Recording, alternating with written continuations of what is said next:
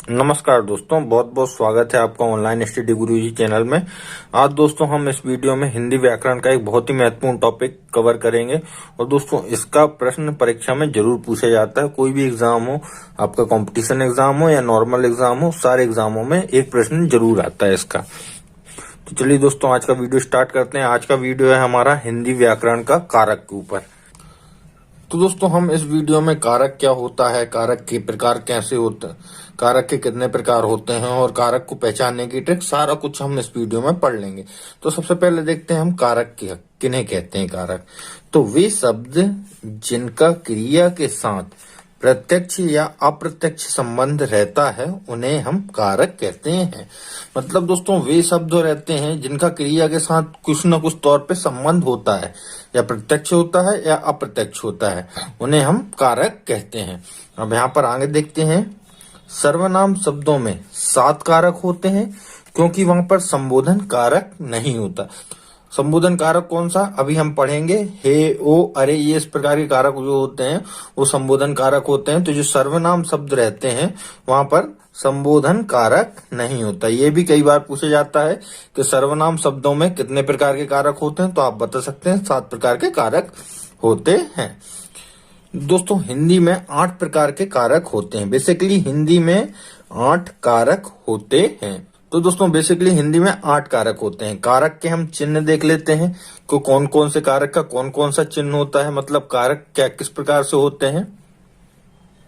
अब यहाँ पर दोस्तों कारकों के चिन्ह देख लेते हैं कि कारकों के चिन्ह कौन कौन से होते हैं। तो कर्ता का चिन्ह क्या होता है, नहीं, ये भी कई बार पूछ लिए जाते हैं कि निम्नलिखित में से कौन सा कारक का कौन सा चिन्ह है। तो आपको ये याद करना भी बहुत जरूरी है कि कौन से कारक का कौन सा चिन्ह है। जैसे कर्ता का चिन्ह क्या होता है, ने, कर्म का को, करण का से या द्वारा, ठीक है।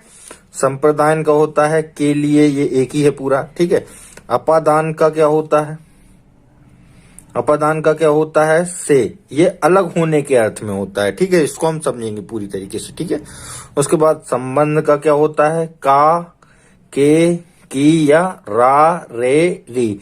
अधिकरण का क्या होता है, में या पर, ठीक है।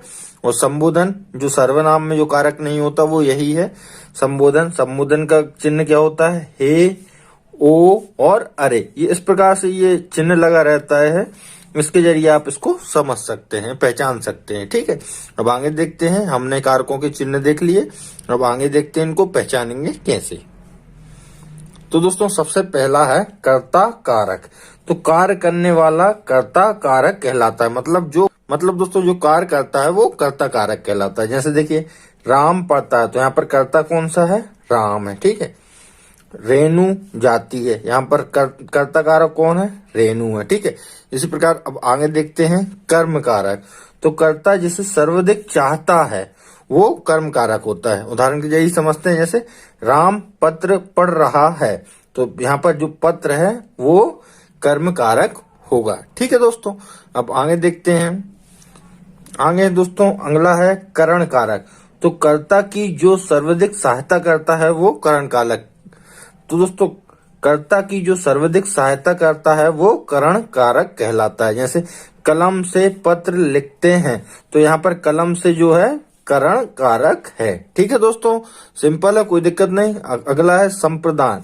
तो जिसके लिए क्रिया की जाती है वो संप्रदान कारक होता है। जैसे बालक दूध के लिए रोता है, तो के लिए यहाँ पर जो है वो संप्रदान कारक है।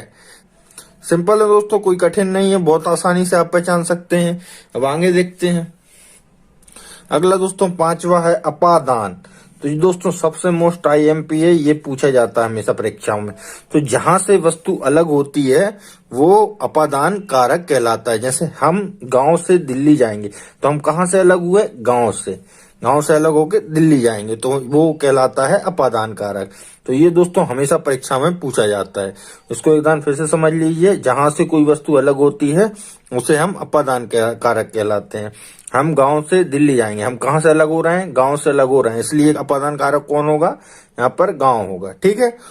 आगे आपको दोस्तों समझ में, जहां से कोई वस्तु अलग होती है वहां पर अपादान कारक होता है। अगला है दोस्तों छठवां संबंध। तो आपसी संबंध बताने के लिए होता है इसका। संबंध कारक का उपयोग कहाँ होता है? आपसी संबंध बताने के लिए। जैसे देखिए, यह मोहन का घर है, तो ये यहाँ पर मोहन का संबंध घर से बताने के लिए किसका, का उपयोग हो रहा है, ये संबंध कारक है। ठीक है दोस्तों, कोई दिक्कत नहीं। अब सातवां देखते हैं, अधिकरण। अब दोस्तों सातवां है अधिकरण।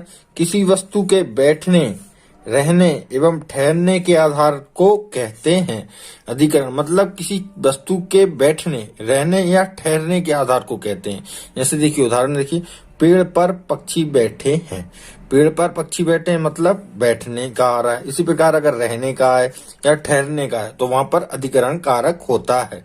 तो उदाहरण के जरिए भी आपको समझ में आ गया, बहुत आसान है, कोई दिक्कत नहीं। अधिकरण किसी वस्तु के बैठने, रहने और ठहरने के आधार को अधिकरण कारक कहते हैं। सिंपल है दोस्तों। अब अगला देखते हैं, संबोधन।